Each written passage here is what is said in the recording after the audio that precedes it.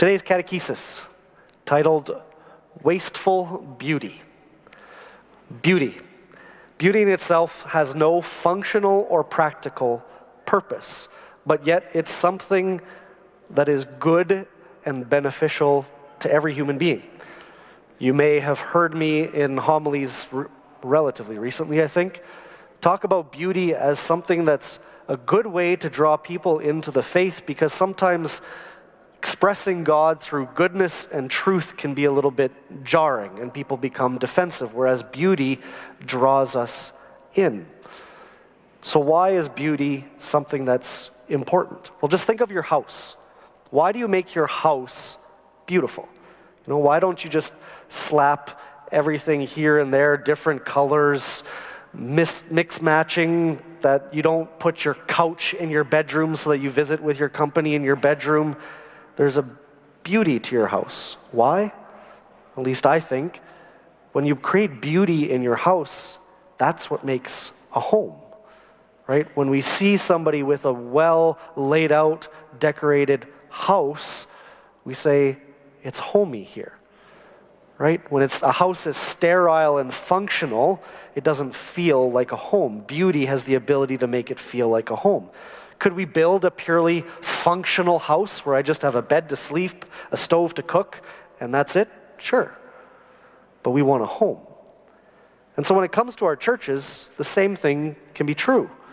Could we create a purely practical, functional church? Absolutely. I've celebrated Mass in many different places out of necessity. And so I've pushed a table up against a wall and celebrated Mass in a hotel room. Is Jesus just as present in the Eucharist there as he is here? Absolutely. But why do we create beautiful places of worship? It's two things in our life of faith. Creating beauty is first our offering to God. And second, because God never leaves us empty-handed, it's his gift back to us. And that idea of offering to God goes all the way back to the Old Testament. So think about when you hear about sacrifice in the Old Testament. What do they offer to God? Their best, their first fruits. When they harvested their grain, they would give the first bushel to God in sacrifice. Or when you hear of the unblemished lamb, that is the choice lamb of their flock that they are bringing in sacrifice to God. And then they take what's left. And so when it comes to our places of worship, we do the same thing. We first give our best to God because it reminds us of where our priority and where our love is. And so we offer the best. But God always offers something back when we create that beauty. Right? Could we create a functional church where we just had a square building with some chairs and a table at front and celebrate Mass? Yes. So why do we build our churches like this? It is ridiculous for Canadians to build a building with a ceiling this high that nothing happens up there. So why do we do it? Well, for me as pastor here, I hear it all the time, particularly at weddings and funerals where there's many non-Catholics that come into our building.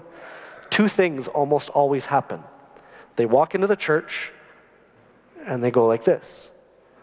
And then they'll turn to me and say, "Father, you have a beautiful church." And I say, "Thank you, I had nothing to do with it." Those two things are really important. That building of a high steeple in the church, a high roof, it's naturally opening us up to prayer and to God in our minds and our hearts, whether we realize it or not. And then the beauty draws us into the space, even if the idea of God is daunting. Right? I think it's beautiful here in Camrose with our church that the steeple here can be seen from just about anywhere in town. That's always the way that it used to be. The church was the highest point in town, and that's rarely true anymore. We've built something beautiful here for God. And so we waste things on beauty because it doesn't have a functional or practical purpose, but it's for the glory of God.